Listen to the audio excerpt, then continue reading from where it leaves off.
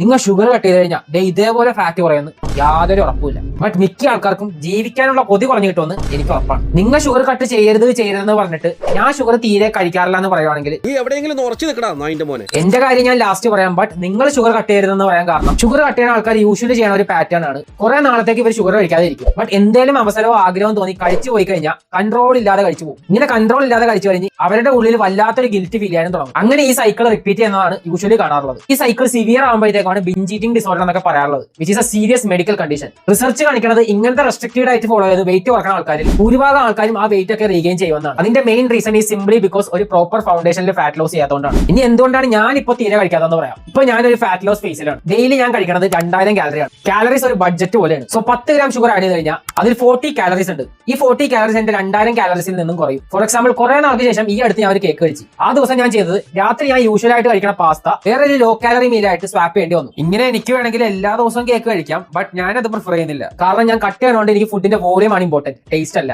എന്ന് വെച്ച് സോഷ്യൽ മീഡിയയിൽ ചിലർ കാണിക്കണ പോലെ പച്ച ചിക്കനും ചോറും കഴിച്ചിട്ടല്ല ഈ കണ്ടീഷനിൽ ഞാൻ എത്തിയത്. എന്റെ എല്ലാ മീലും ഞാൻ എൻജോയ് ചെയ്ത് തന്നെയാണ് കഴിക്കുന്നത്. ആൻഡ് അങ്ങനെ തന്നെയാണ് പ്രോപ്പർ ആയിട്ട് വെയിറ്റ് കുറക്കേണ്ടതും. അത് മാത്രമല്ല, ഞാൻ ഷുഗർ ക്രേവ് ചെയ്യണതും വളരെ കുറവാണ്. അതിനുള്ള മെയിൻ ടിപ്സ് ഞാൻ നെക്സ്റ്റ് ഡേയ്സിൽ ഷെയർ ചെയ്യാം. സോ ഇതാണ് എന്റെ day 13 of finally getting that abstinence. അപ്പോൾ ഓക്കെ, ബൈ.